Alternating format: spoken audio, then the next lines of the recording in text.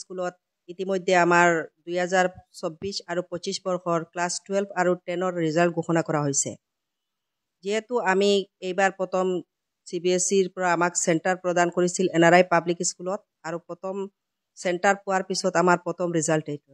Class 12ত আমাৰ class student আছিলে 9জন ষ্টুডেণ্টে class 12ত ফাইনেলত বহিছিলে আৰু 9জন ষ্টুডেণ্টে ফাৰ্ষ্ট ডিভিজন পাইছে, 15টা লেটাৰ পাইছে আমাৰ আৰু ফাৰ্ষ্ট টপাৰ হৈছে আমাৰ 12ত 78% আৰু ছেকেণ্ড টপাৰ হৈছে 76%।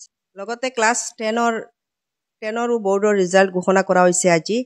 আমাৰ ক্লাছ 10ত এইবাৰ 53 ষ্টুডেণ্টে ফাইনেলত বহিছিলে আৰু আমি ভাল ফলাফল পাইছোঁ। আমি 100% ৰিজাল্ট পাইছোঁ। হৈছে 97%, ছেকেণ্ড টপাৰ হৈছে 96, থাৰ্ড হৈছে 95.4, ফ'ৰ্থ হৈছে 95, 6 হৈছে 95, 7 হৈছে 91 আৰু 8 হৈছে 90%।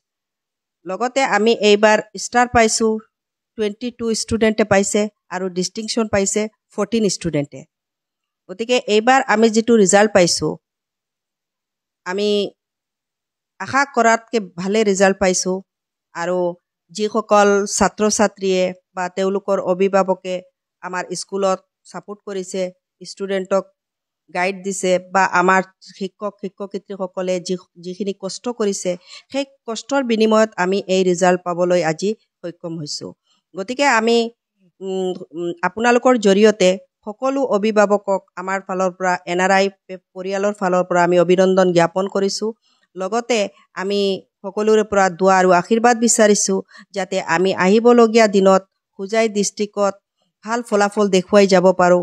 যিহেতু বিগত দিনকেইটাত আপোনালোকে যদি চাই NRI হোজাই ডিষ্ট্ৰিক্টত টপ ৰিজাল্ট দেখুৱাইছে আৰু এইবাৰ আমি আশাতকৈ ভাল ফলাফল দেখুৱাব পাৰিছোঁ। যিহেতু আমাৰ ষ্টুডেণ্টে 97% লৈকে ৰিজাল্ট কৰিছে। গতিকে আমি সেই ষ্টুডেণ্টসকলৰো মানে আশীৰ্বাদ কৰোঁ, দোৱা কৰোঁ যাতে ভৱিষ্যতে ভাল মানুহ হওক আৰু আমাৰ সমাজত একোজন ভাল মানুহ হিচাপে আহক। যিহেতু এই ষ্টুডেণ্টসকলে আমাৰ গৌৰৱ। গতিকে আমি আপোনালোকৰ জৰিয়তে গোটেই NRI পৰিয়ালৰ ফালৰ পৰা সকলোকে অভিনন্দন জ্ঞাপন কৰিছোঁ। ধন্যবাদ।